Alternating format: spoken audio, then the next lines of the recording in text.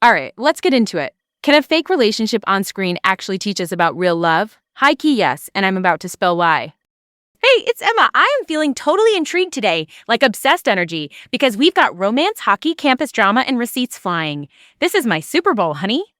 So, let's talk. Off Campus is the new romantic drama on Amazon Prime Video, based on L. Kennedy's best-selling off-campus books. The show centers on Hannah Wells, a music major, and Garrett Graham, the campus hockey captain, who start fake dating and then, obviously, catch real feelings. It dropped in 2026 with all 8 episodes at once, binge bait by design. Season 1 adapts The Deal, the first novel in the series, and sets up the whole vibe of Briar University.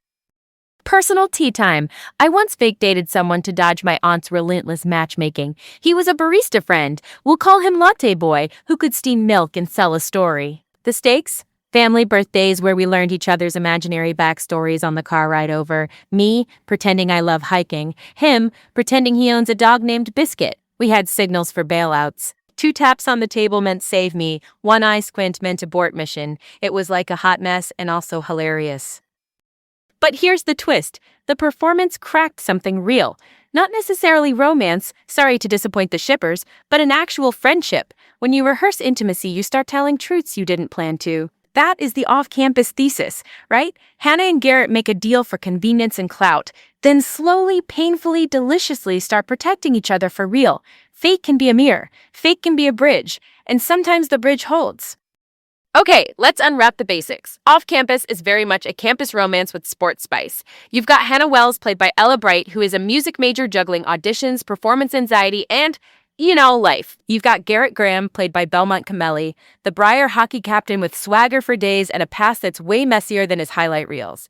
Their fake dating is strategy. It's about social capital, jealousy, math, and academic survival, but it morphs into the kind of vulnerability that says the cost of doing the cost that can be repellent or upsetting them. This is the cause of dating.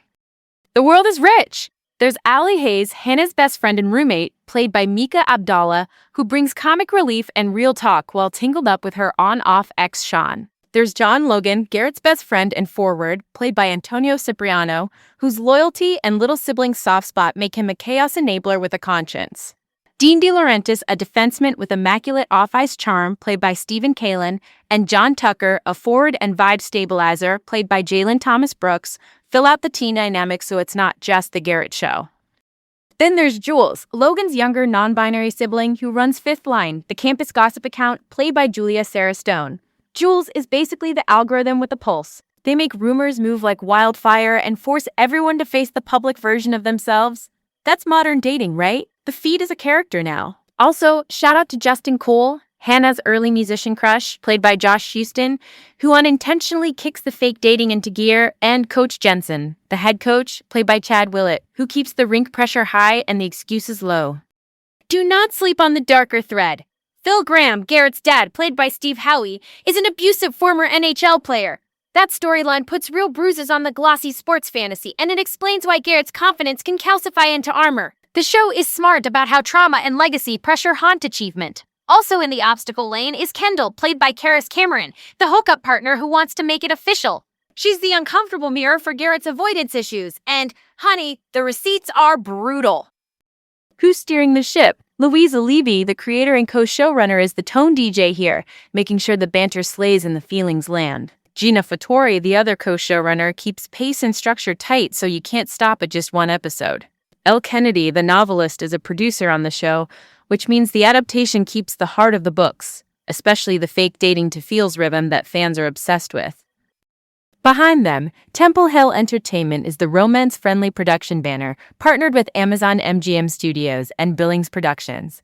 Translation: the machine knows how to turn page-turners into screen binges. Executive producers Wyke Godfrey and Marty Bowen bring the big-picture IP game, while Leanna Billings and Neil Floudy round out the senior brain trust. Filming happened in 2025 up in Vancouver, because of course it did. That city is basically Hollywood's favorite fake college campus. Ice rinks on speed dial, Ivy Core buildings on every corner. Casting flex. Ella Bright and Belmont Cameli lock the central couple. Around them, you've got Mika Abdallah, Antonio Cipriano, Jalen Thomas Brooks, Stephen Kalin, and Josh Houston building the friend web. Brandon Scott as David, Hannah's music advisor, pushes her artistry. Jennifer Spence as Professor Tolbert throws Hannah and Garrett into the same classroom ethical dilemmas. Miles Gutierrez Riley as Dexter adds bestie support. Shala Horsdal as Carrie gives mom energy with boundaries. It's a full campus, not just two pretty people whispering in hallways.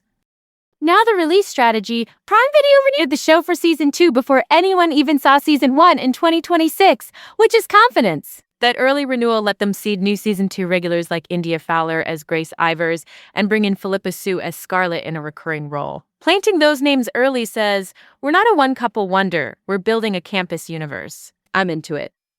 Let's tackle the big question. Would off-campus have the same impact if it rolled out weekly instead of a full season drop? My take, hell no. The entire fake to real arc thrives on momentum.